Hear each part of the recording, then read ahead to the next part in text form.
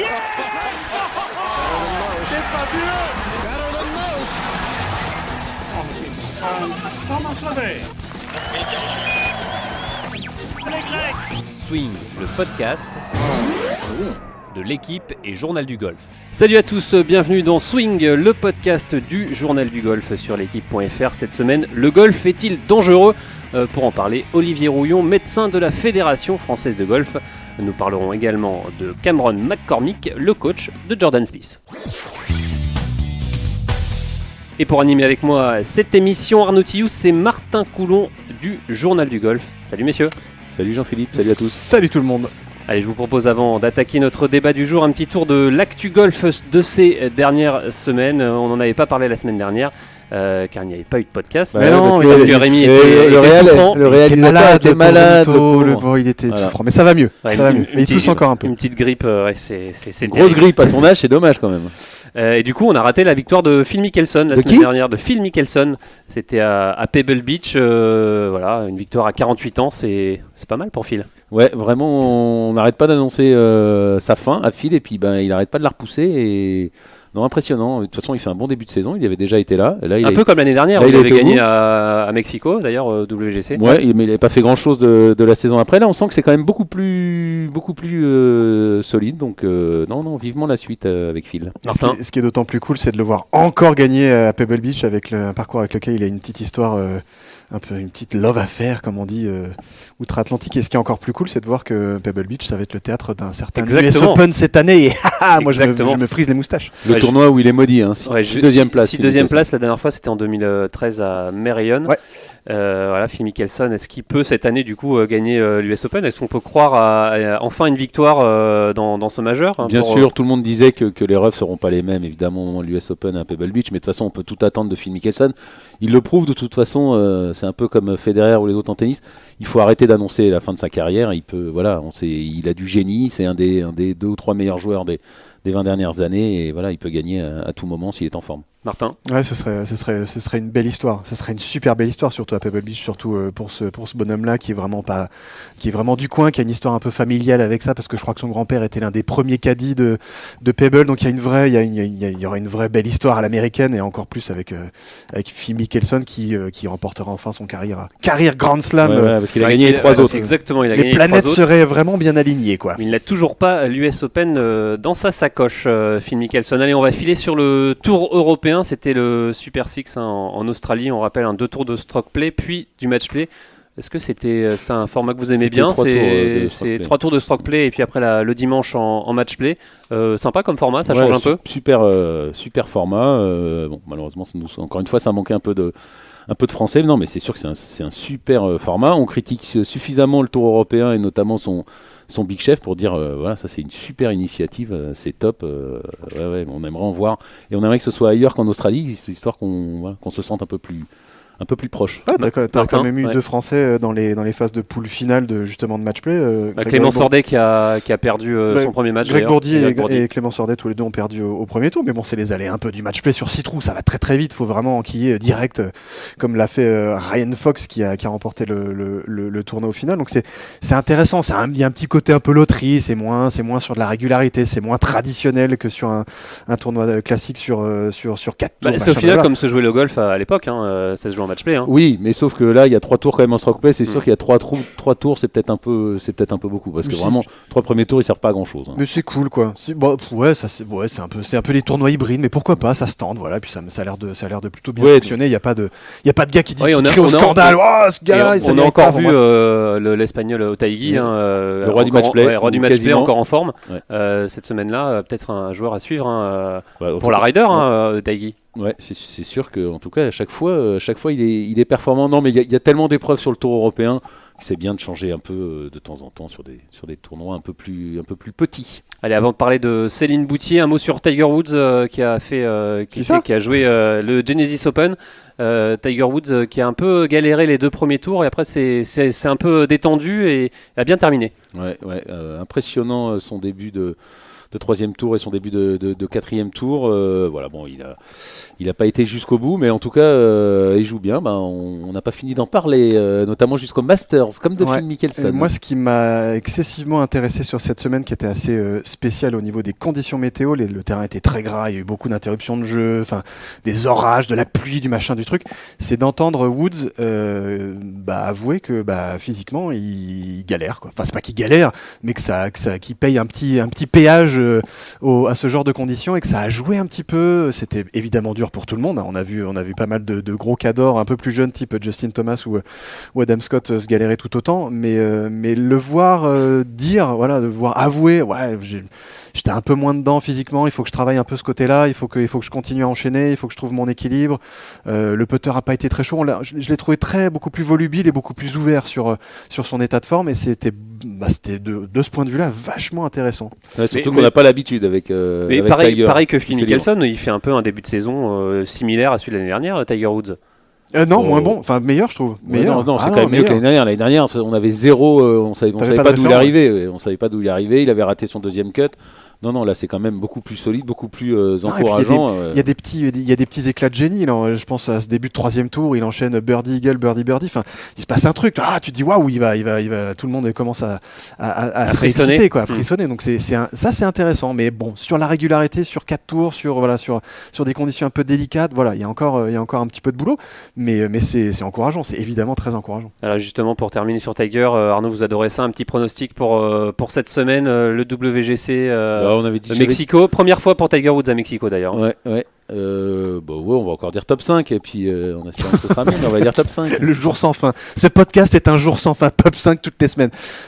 Compliqué de s'adapter sur ce terrain à Mexico. 2300 mètres d'altitude. Il va passer le cut en tout cas. 2300 mètres d'altitude, il a mis un coup de wedge à... Un coup de wedge à 180 yards, ou à 180 mètres, un truc hallucinant. Donc c'est pas évident de s'adapter. Il l'a dit lui-même en conférence de presse en amont du tournoi. Bon, évidemment, faut tout le monde, pour tous les joueurs, c'est pareil. Moi je trouve ça aussi bien qu'il enchaîne encore, alors que ce WGC on se demandait s'il allait jouer ou pas, et il le joue et il a l'air d'avoir faim, quoi, et ça m'intéresse, et il a l'air de chercher des choses très précises sur son putting, sur certaines formes de balles. Je veux pas balancer, mais il a pas donné le classement. Non, j'en donnerai pas, et tu sais très bien, moi c'est le jour sans fin aussi, les pronostics ça me parle pas. Du coup top 5 voilà, comme les spécialistes. Voilà.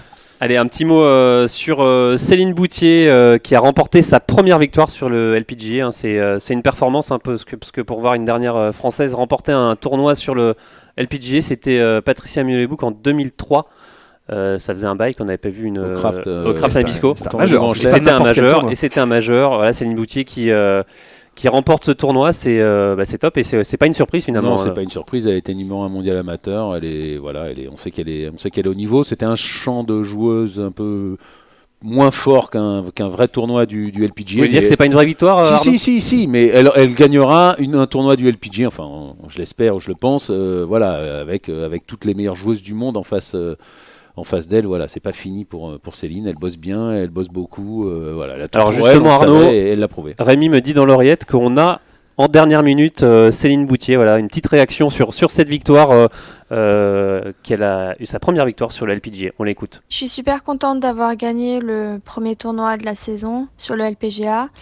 Et c'est vrai que vu que c'est ma première victoire sur le LPGA, c'est toujours un peu spécial. Mais non, c'était une bonne semaine. J'ai vraiment joué très solide toute la semaine dans des conditions assez difficiles. Donc j'étais très contente de moi et aussi du travail que j'ai fourni ces dernières 2 années qui commence vraiment à payer. Donc c'est super. Je suis vraiment contente de là où je suis, de mon niveau de jeu et j'espère que ça va continuer par la suite. Voilà, Céline Boutier qui a gagné sur le LPGA comme elle dit. C'est super pour Céline. On l'avait déjà vu à Évian faire des bonnes performances. C'est vrai qu'on attend beaucoup de Céline Boutier maintenant. Peut-être une victoire même en majeur dès cette année, Martin. Oula, dès cette année, j'en sais rien, une victoire majeure. On sait jamais. Elle est lancée maintenant, elle a gagné. C'est vrai qu'en plus, Karine Nichet, qui a été longtemps sur les LPGA, n'avait jamais réussi à gagner. Là, on voit Céline Boutier. Ouais, c'est rigolo. Moi, quand elle a remporté ce tournoi en Australie, le premier mot qui m'est venu à l'esprit, c'est enfin. alors que ça fait seulement 2 ans qu'elle est elle a sa carte sur le LPGA, mais c'est cette sensation qu'on l'attend depuis un bout de temps. Voilà, c'est quand même quelqu'un qui au niveau amateur était un peu au-dessus, un peu au-dessus de tout le monde. Elle a été numéro 1 mondial. Enfin, elle a fait beaucoup parler d'elle en NCAA même sur le LED, sur le LED les autres années. Voilà, c'est quelqu'un qui, voilà, on l'a vu arriver évidemment puisqu'on la suit depuis un bout de temps, que c'est une Française et qu'elle est au PCC à quelques encablures de là où on enregistre ce podcast et on la connaît bien. Céline, c'est quelqu'un qui c'est une ultra grosse bosseuse. C'est limite délirant ce qu'elle peut amasser comme masse de travail, comme implication, et comme puis elle intensité. dégage quand même une certaine maturité qui est hallucinante, quoi. Une vraie sérénité et elle, ouais, j'aime bien parce qu'elle est à la fois très tranquille, très discrète. C'est une bosseuse. Cool quoi. Il y a un côté limite pas à s'excuser d'être là, mais pas loin. Je me souviens des quelques shootings qu'on a fait avec elle ou des quelques interviews qu'on a fait avec elle à Evian. Oui, mais par contre sur le terrain, après c'est une tueuse. Hein.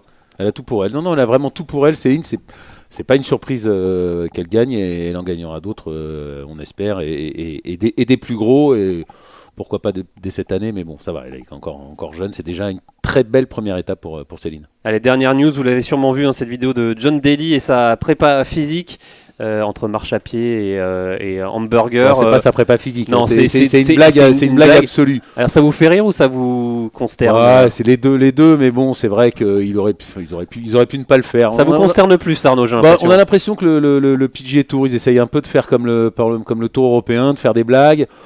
Voilà, c'est drôle en même temps, c'est quand même assez pitoyable aussi de voir ce que fait John Daly.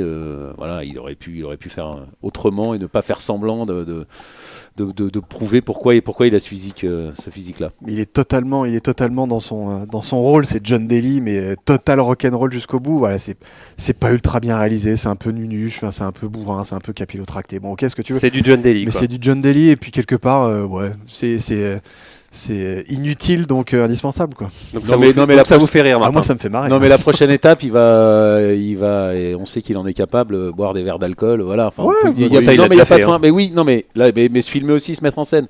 Voilà, il y a un moment où c'est de la mauvaise déconnade, de mauvais goût, mais c'est de la déconnade. Oui, mais je trouve qu'il devrait faire ça dans un, je sais pas, là ça fait un peu plus public, un peu plus officiel, c'est moyen. Moi j'ai trouvé ça très moyen.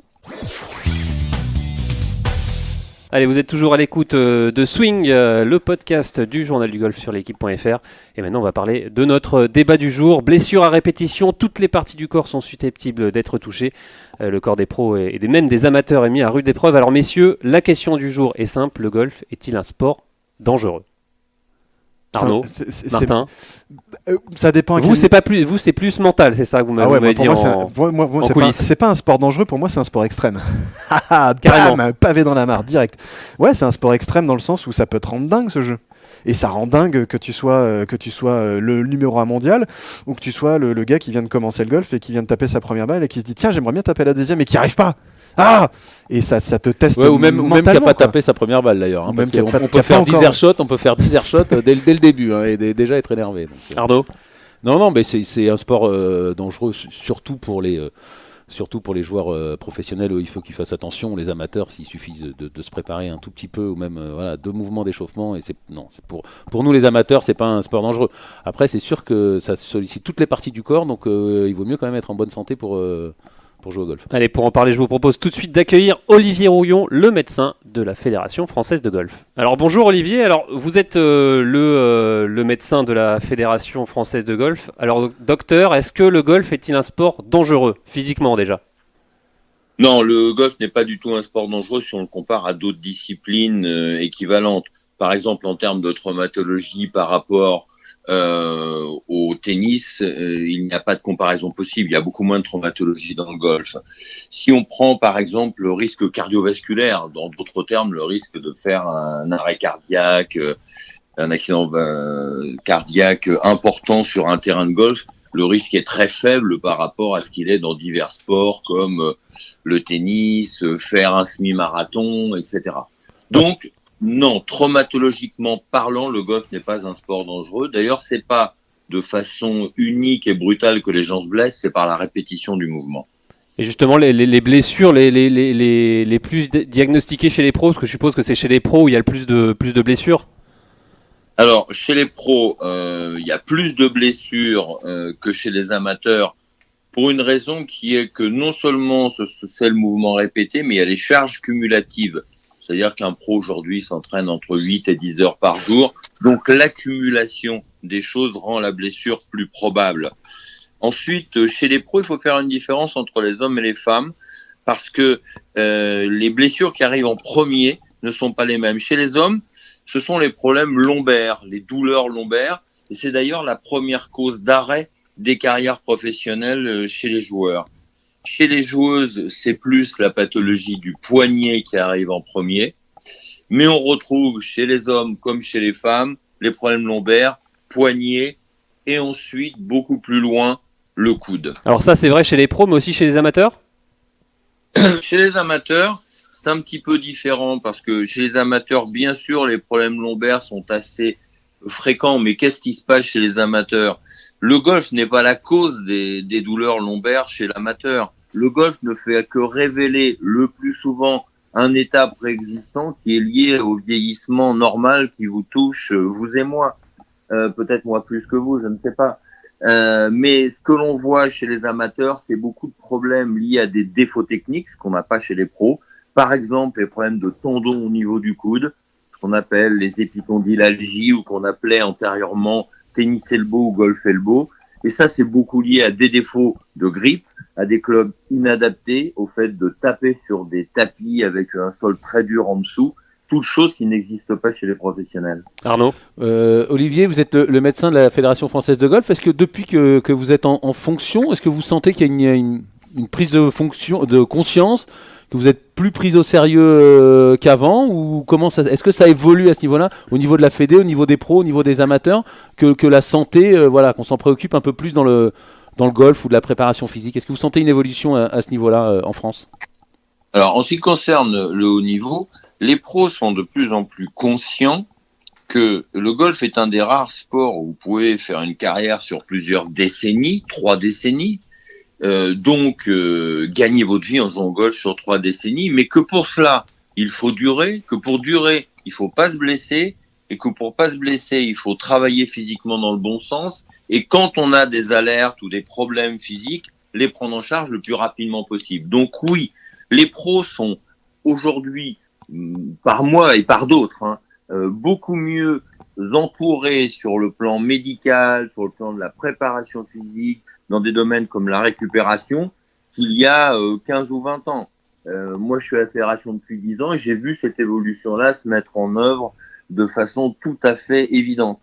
C'est valable chez les hommes, c'est valable chez les femmes, à la différence que les joueurs peuvent monter des structures privées en mutualisant parce que les revenus sur le tour européen, les gains sont beaucoup plus importants que chez les femmes où c'est plus difficile.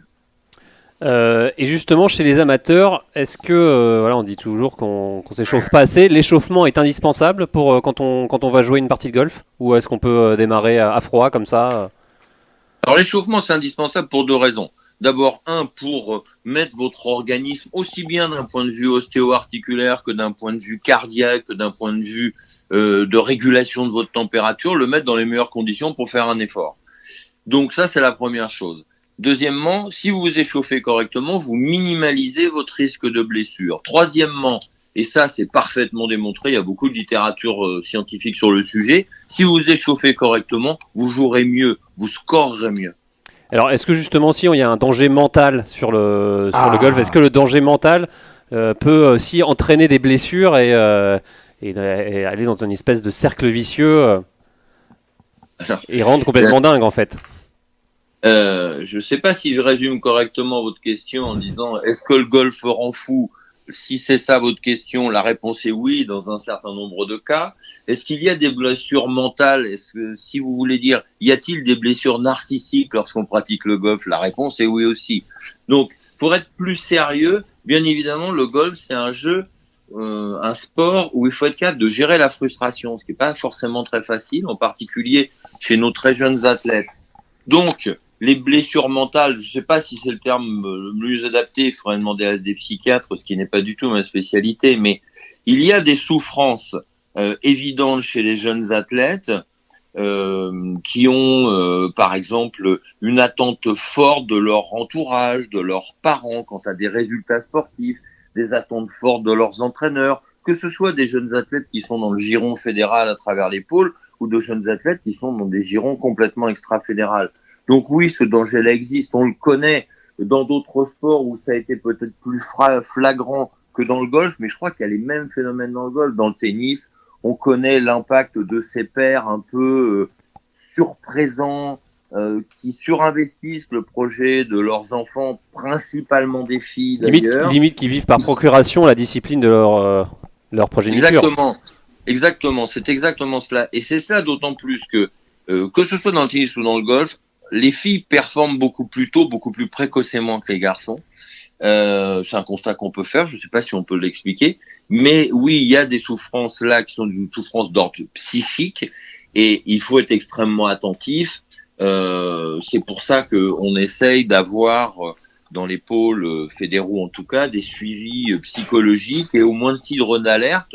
On l'a par le passé à plusieurs reprises exfiltré de jeunes athlètes des pôles pour les remettre dans leur milieu familial ou bien de façon définitive ou temporairement, puis les remettre dans les pôles fédéraux lorsqu'il nous apparaissait qu'il y avait ce type de souffrance psychique. Alors Arnaud, dernière question pour Olivier Rouillon, le médecin de la Fédération française de golf. Oui, Olivier, pour terminer, c'est la question en un peu plus court. Vous, quand on vous dit est-ce que le golf est un sport, comment vous répondez? Comment vous pouvez convaincre les gens ou pourquoi le golf est-il un sport ou le golf est-il un sport? Alors, le golf est un sport et je vais vous dire ce que je raconte toujours. Il se trouve que le médecin de l'équipe de France de handball, Pierre Sébastien, qui a participé à ces multiples campagnes victorieuses de l'équipe de France masculine, est un de mes amis. Et j'ai eu l'occasion, il y a quelques années, de l'initier au golf, une première fois un matin, et où il avait une vision en tant qu'ancien rugbyman et ancien handballeur, proche de mais c'est pas un sport. Et le lendemain matin, je lui avais dit on va retourner à nouveau faire du practice, etc. Et il est arrivé le lendemain matin en m'avouant qu'il avait eu un réveil et surtout un lever du lit un peu difficile et même qu'il y avait des muscles dont il ignorait l'existence dans son corps et qui lui apparaissaient comme très présents après cette séance. Il est vrai que j'avais peut-être forcé un peu la dose puisqu'on avait dû taper des balles pendant 1h30, 2 heures, mais c'était pour bien lui prouver les choses. Donc oui, le golf est un sport. Et il suffit de l'essayer pour s'en rendre compte. Allez, ça marche. Merci beaucoup Merci Olivier Rouillon pour toutes ces explications. Et on en a appris beaucoup plus sur le golf et le fait que le golf sur vos problèmes mentaux. Exactement. Merci beaucoup Olivier. Merci à vous messieurs. Bonne journée. Vous êtes toujours à l'écoute de Swing, le podcast du Journal du Golf sur l'équipe.fr. Et maintenant, c'est l'heure du moment qu'on attend tous. Ah, la fantaisie de Journal du Golf. Bonjour messieurs, Et bonjour. de Rémi Avec Rivière. de Rémi Rivière surtout. Vous êtes bientôt Quel 400, accueil. 400 à avoir rejoint notre ligue lancée la semaine dernière. Alors Rémi, bonjour. Le Tour Bonjour, Jean-Philippe. européen a terminé sa tournée australienne et se dirige, on l'a dit, vers Mexico Absolument. pour le premier WGC de l'année. Alors Rémi, comment se portent les troupes déjà? Eh bien, se porte plutôt bien notre équipe Journal du Golf. Alors, on n'a pas Ah été bon très bon au Vic Open, Arnaud, mais Ouais, on ça l'a porte été. bien. On l'a été au Super Six de Perth puisqu'on avait trouvé le gagnant, Ryan Fox. Oh Donc tout ça nous laisse à la 104e place. Une chance Pour de 500 renard. joueurs, c'est pas mal. Et à un peu moins de 2000 points de notre leader Claude Burtin, on le salue, mais bon 2000 points, croyez-moi, ça se rattrape vite. Ouais, je vois que vous êtes positif Rémi. Ah ouais, c'est il a pris la important. grosse tête, j'ai l'impression, avec la Ouais. victoire de Ryan Fox. C'est d'avoir un peu de confiance, Arnaud. Alors cette semaine, on l'a dit, un cap sur le Mexique pour le WGC de Mexico. Alors tous les auditeurs l'attendent. Quelle sera l'équipe du Journal du Golf? Les 6 meilleurs, Eh les ben, 6 premiers. Mettons un terme au suspense. Alors Jean-Philippe, notre capitaine sera John Ram, l'Espagnol qui est dans le bon bateau après avoir signé 5 top 10 sur les 5 tournois qu'il a Je joué crois qu'on dit Yon. en 2019. John, il s'appelle John lui-même. D'accord. Jean-Philippe. C'est du très solide donc John Ram, avec lui 2 jeunes américains, Bryson DeChambeau et Xander Schauffele. Pour le coup on ne se mouille pas trop. On sélectionne le chinois Hao Tongli qui, on le rappelle, s'était mis dans de beaux draps pour avoir enfreint une nouvelle règle à Dubaï. Et là aussi, on se mouille pas trop. Voilà, sur la tombe. même si sur ce coup tout le monde n'était pas d'accord, Arnaud, pour la règle d'Hao Tongli. Et puis 2 Anglais, Ian Poulter et Matt Wallace, tous les deux sont très en forme en ce début de saison, la victoire ne saurait tarder. et il est où Tiger Woods? Ah, Tiger Woods, pas de Tiger Woods. Alors il n'y a pas de Tiger Woods parce que Tiger Woods n'est pas membre du Tour européen, Exactement. donc on ne peut pas le le choisir. sélectionner, Marc. Et on peut même pas choisir Rory McIlroy d'ailleurs. Ni Dustin Johnson, ni Rory non plus. Voilà, Ouais. exactement. Et merci beaucoup Rémi, j'espère qu'on va grappiller quelques places au classement. Bah, vous général. avez intérêt. Mais 2000 points, ça se rattrape vite, c'est ça? Oui, c'est ça. Allez, merci à tous, c'est la fin de cette émission, merci de l'avoir suivi et on se retrouve la semaine prochaine. Salut! Bye bye. Ciao. Journal du golf, le podcast sur l'équipe.fr.